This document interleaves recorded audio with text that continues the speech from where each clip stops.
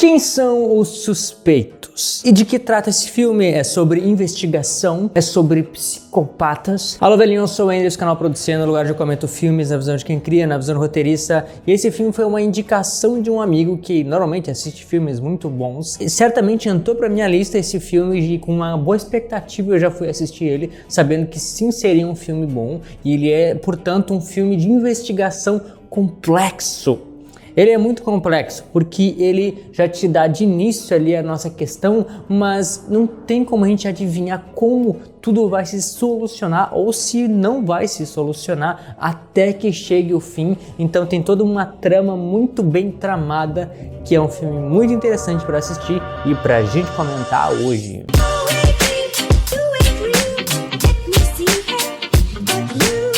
Os Suspeitos, filme lançado dia 18 de outubro de 2013 e hoje disponível na Netflix, cujo nome original, aí a gente tem que começar por aí, não são Os Suspeitos, mas é The Prisoners, ou seja, Os Prisioneiros, ou que nesse caso, né, são As Prisioneiras, porque, ao que tudo indica, no início, duas pequenas meninas foram sequestradas, elas sumiram, elas estavam um belo dia ali com seus pais, né, duas famílias que estavam se visitando, elas saíram, afinal é um lugar bem seguro, não tem muro, não tem grade nas casas naquele bairro, assim como são muitas cidades, muitos lugares lá para Estados Unidos, para aqueles lados, e elas saíram, né, sem nenhuma preocupação e sumiram.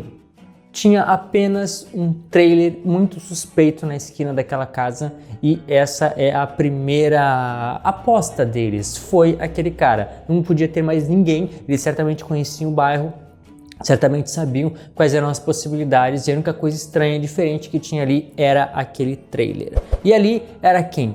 Alex, um menino, digamos que é um menino grande, assim, não diz a idade dele, inclusive é um adulto que interpreta ele, mas eles conseguiram trazer toda uma caracterização de uma forma que parecesse sim um garoto, digamos, sei lá, 20 e poucos anos, alguma coisa assim, mas, e inclusive quando ele foi interrogado, encontraram o trailer, foram atrás dele, ele tentou fugir, ele tentou dirigir, sair e ele já foi se entregando ali, alguma coisa tem aí.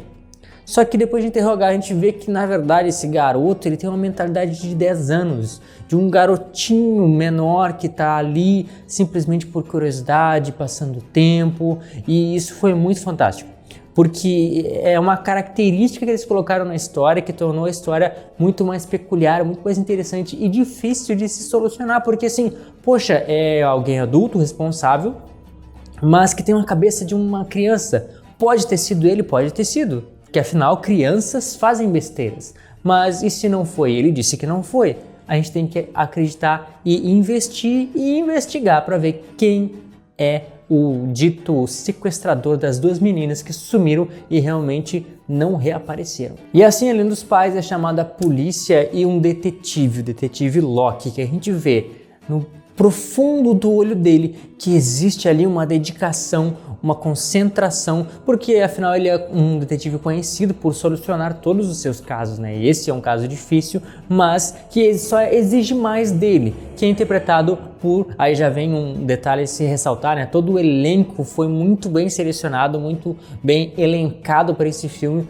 porque cada personagem tem uma nuance bem diferente e uma profundidade a ser explorada, e ele é muito bem explorado nesse filme. O Hugh Jackman como o Sr. Dover, trazendo toda aquela indignação de um pai que perdeu a filha, do Paul Dano como esse garoto aí, que provavelmente Paul Dano é um adulto, mas ele foi colocado num contexto, numa caracterização que ele pareça um garoto com aquela cara mais redonda dele, um garoto meio bobão. Então, poxa, muito fantástico. Tu olha quando o garoto vira pra câmera, quando a gente olha ele, a gente vê assim, bah, é um garoto bobão.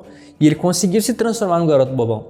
E principalmente o nosso detetive Locke por Jake Gyllenhaal, que tem me surpreendido, assim. Eu já tinha visto ele por aí, mas agora que eu tenho prestado mais atenção na atuação dele, nos filmes dele, e tem um que eu assisti, inclusive, que já entrou no canal esses dias, o Matador de Aluguel, um filme fantástico e atual aí disponível na Prime Video, e a partir daí também eu fui indo atrás de outros filmes dele, visto que a atuação dele é tão fantástica, tão bem concentrada, um ator que se atira, se mergulha no personagem para entrar e representar de forma fantástica, assim como fez aqui no Locke, esse detetive tão concentrado, tão profundo, que se dedica tanto ao caso que é terrível, inclusive. E o filme vai nos dando várias pistas logo no início da história, que é para quando as coisas acontecerem não serem assim do nada, mas ter uma referência, ter um porquê, ter de onde saiu e ter como usar aquilo lá na frente para resolver ou que seja para tramar mais ainda as coisas.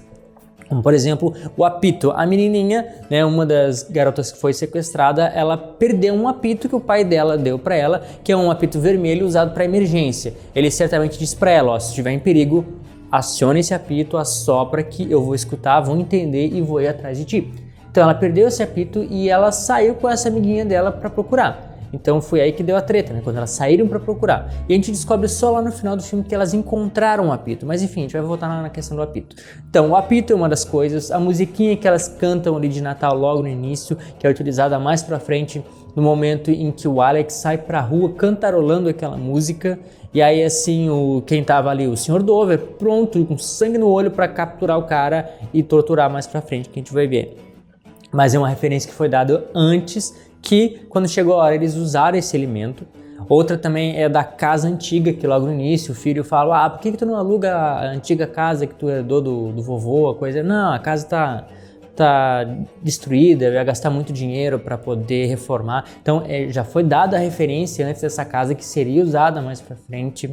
Também quando o Alex fala ali, não, eu só queria brincar com elas, é uma das referências, das pistas que vão sendo nos dadas e que mais pra frente a gente encaixa em que momento que ele falou isso para essas meninas, como aconteceu, qual o contexto de que essa fala foi dada antes, mas que foi jogada para nós em algum momento ali como uma pista, uma forma de a gente enxergar que tinha alguma coisa mais sim por trás desse Alex, principalmente na parte do momento em que ele é solto da prisão. E ali no estacionamento o Sr. Dover vai encarar ele e ele fala, não, elas estavam chorando até que eu larguei, até que eu deixei elas. Então essa foi uma das maiores pistas, ou seja, tem alguma coisa ali. Só que ele tem uma cabeça de menino. Ele não tem uma cabeça, digamos que maliciosa, ele realmente queria brincar com as meninas, só que, enfim, tem todo um contexto por trás aí que vai sendo revelado pouco a pouco durante toda a história e a gente vai encaixando essa pista. Isso que é legal, porque não é um filme que vai acontecendo e a gente depende do filme em si nos mostrar, nos dar as respostas. Ele nos dá também as pistas para nós espectadores, né? Porque tem filmes que, assim, o personagem sabe tanto quanto nós que estamos aqui fora assistindo. Ou seja, a gente sabe a mesma coisa, mas às vezes tem casos em que o personagem sabe uma coisa e nós aqui fora sabemos mais, porque a gente enxerga todos os lados, a gente enxerga o lado às vezes do antagonista, do protagonista, dos secundários, do que aconteceu no passado, do que aconteceu no futuro, enfim, então esse filme consegue nos trazer essa pista para que a gente possa ir construindo junto com o detetive umas coisas que a gente não consegue perceber de início que era uma pista e que mais pra frente a gente vai encaixando e o detetive também vai encaixando e a gente vai, sabe, solucionando junto. É muito intrigante, é um filme que se estende bastante, ele é um pouco longo porque ele trabalha muito todas as questões que ele abre justamente pra gente ficar preso do início ao fim. Tanto que assim, muitos filmes eu consigo parar ou enquanto eu tô assistindo eu vou escrevendo o roteiro, eu vou escrevendo alguma coisa que eu acho importante para poder falar aqui para vocês, só que nesse eu não consegui.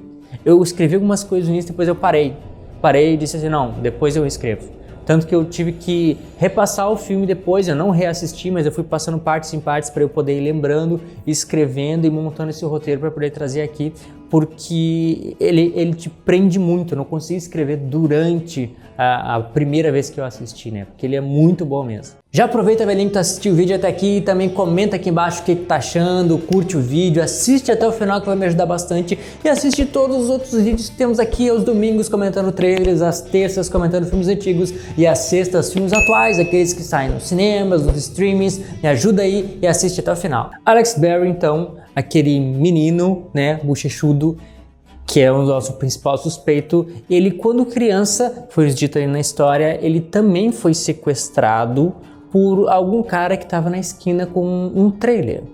que provavelmente foi quem? Foi o próprio senhor, a família que adotou eles, foram eles que pegaram, que sequestraram, provavelmente não, foram eles que pegaram o Alex, que na verdade o nome dele de verdade nem era Alex, e ele fala isso nos momentos também, e foi colocado a primeira criança a ser sequestrada. Então o que ele fez? Quando ele cresceu, ele fez a mesma coisa. Ele estava na esquina com um trailer, ele viu duas meninas e puxou elas para dentro.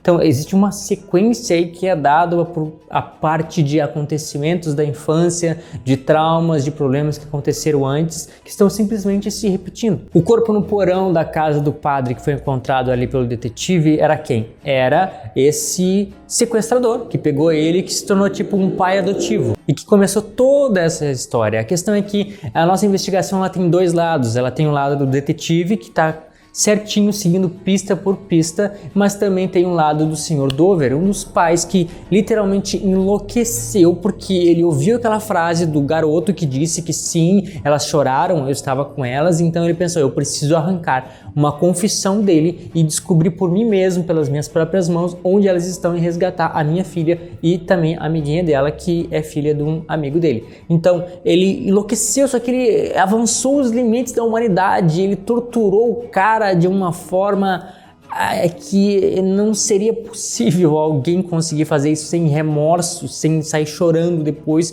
porque o cara tava ali aos prantos, em sangue, inchado, quebrado, de tanto que foi espancado, até confessar que no fim não confessou nada, né? Ele tava ali mais sofrendo, que é terrível. E no meio de tudo isso surge um novo suspeito, alguém muito furtivo que nos traz pistas falsas. Roupas de criança, roupas de menina que foram ensanguentadas, caixas com cobras. Um cara esse que provavelmente trabalhava antigamente com esse cara que adotou o Alex, né, com essa família antes, e que continua isso, mas de uma forma assim mais furtiva, mais escondido, porque a gente viu na casa dele tinha um monte de coisa, um monte de labirinto, de caixas com cobras, com roupas, então foram pistas falsas que fez com que a gente entendesse assim, bom, acabou aqui, as meninas realmente se foram, não tem mais o que procurar, mas na verdade era só alguém que continuava por trás dos panos e que provavelmente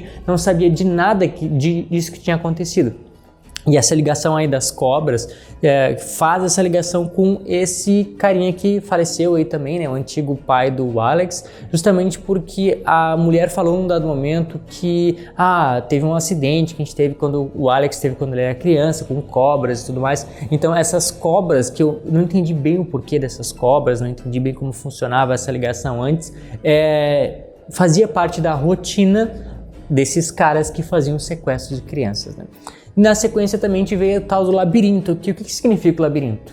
Ele é, na verdade, não literalmente um labirinto, um lugar onde tem saídas falsas, paredes e é difícil de sair. É simplesmente uma forma de conter as crianças dentro da casa, do cárcere, para que elas se mantenham ali e não tentem fugir. Ou se elas tentarem fugir, pensando assim, vocês até podem fugir, mas vocês vão ter que se esforçar para sair, porque esse é o lugar que eu estou condicionando vocês a viverem por agora, né? É mais ou menos isso, né? É mais uma representatividade da dificuldade e do que as crianças estavam passando do que literalmente eles criarem um labirinto para que as crianças fossem sair.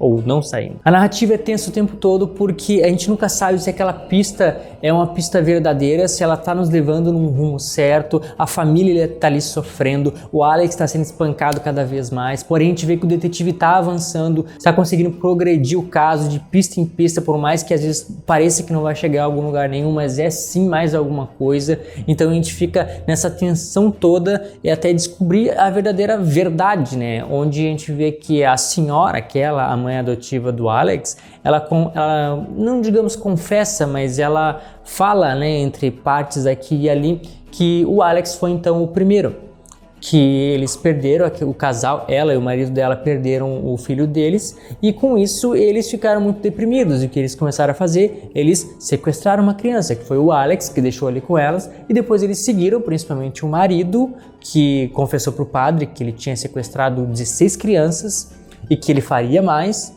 e que provavelmente trabalhava com esse outro carinha suspeito que apareceu aí, né? Então, sim, desde o início foram eles, né, essa família meio psicopata que sequestrava crianças e que conseguiu ficar assim por baixo dos panos durante muito, muito tempo. E quando a Joy, uma das menininhas, consegue escapar, aí a gente tem uma grande pista, porque ela, quando ela tá no hospital, ela fala pro Sr. Dover, o senhor estava lá. E assim, uma coisa vai levando a outra, porque assim, se a menina não tivesse escapado, ela não teria reavisado o Sr. Dover, ele não teria ido lá atrás da criança, o que na verdade ele não fez nada, né? Ele só atrapalhou o caminho todo, mas querendo ou não, ele serviu como alguém que estava em movimento para naquele momento ser seguido pelo detetive Luke. Na verdade não é Luke, né? Em português ele fala Luke, mas o original parece que é Locke, e assim, o detetive persegue ele e com isso o detetive acaba descobrindo o Alex estava lá preso e mais na frente também descoberto onde estavam as meninas, no caso ter visitado a senhora lá, que eu não lembro o nome, e que ali viu a fotinho, viu o colar, ligou uma coisa na outra lá dos labirintos e aí nós entendemos tudo. A gente consegue juntar todas as pistas naquele momento. Pronto, é aquela senhora. Realmente era o marido dela, eles faziam tudo isso junto, tudo que eu já expliquei aqui, né? O detetive entende e na hora a gente entende tudo junto também. Só que o Sr. Dover ficou ali preso, né? Intrometido, metido. Ele foi e no fim acabou não fazendo nada com a senhora que tinha uma arma ali e assim ele ficou preso no buraco. E que agonia ficar preso naquele buraco, algemado, com frio, que estava frio ali, com um tiro na perna, tudo escuro, com nada. Só que assim, lá dentro estava o apito. O apito que, logo que a menina foi resgatada, foi descoberta ali pelo detetive, a segunda, né? Ela é dito que ela estava com um apito novo e aí o detetive perguntou, encontrou o apito dela? Não, esse aqui é novo, porque elas disseram que conseguiram encontrar o apito delas antes de ser sequestrada, ou seja, encontraram, mas foram sequestradas e o apito ficou ali no buraco, que é usado então para que, assim que fecha, que termina o filme, a gente descobre que ele foi utilizado para revelar onde estava escondido, guardado ali o buraco, o Sr. Dover, né? Então todas as coisas se conectam, se encaixam, as meninas são resgatadas, tudo é solucionado, a gente entende 100%, uma coisinha ou outra, né? Só aquele outro suspeito que eu não consegui encaixar tão bem, mas sim, existe uma lógica por trás, fazendo esse filme ser tão complexo e espetacular. Então de que trata? Esse sim é um filme sobre investigação, uma investigação muito complexa, muito requintada, muito bem montada, que eu achei sim que poderia muito bem ser baseado numa história real, porque sim, lá pelos Estados Unidos, aquele lugar lá, acontecem coisas muito tenebrosas. Se eu não me engano é para Pensilvânia, aqueles lados lá, não lembro exatamente, mas enfim, acontecia, né, antigamente, né, tem muitas histórias, documentários sobre casos reais de coisas, acontecimentos semelhantes, então tem muito cara de acontecimento real, mas não, esse é simplesmente um filme muito bem construído, muito bem tramado e muito bom. Então, velho, esse foi o filme Os Suspeitos. Eu gostei demais, muito mesmo, por mais desses filmes, né, de investigação, por filmes bem construídos, com personagens bem desenvolvidos, bem caracterizados, com atores fantásticos, que vale muito ficar 2h30 lá, ou mais até assistindo, porque é muito realístico, né? Atuações realísticas que nos põem a imergir dentro daquela história e a esquecer um pouco a nossa realidade, torcendo para que o mocinho vença, né? E tudo certo. Então, velhinho, muito obrigado por tu assistir o filme até aqui. Se tem algum outro para me recomendar para eu assistir, por favor, comenta aqui que eu vou assistir também. E isso é tudo, pessoal. Muito obrigado pelo teu gostei, por interagir aqui embaixo, ter assistido o vídeo até aqui e te vejo no próximo episódio de Producena.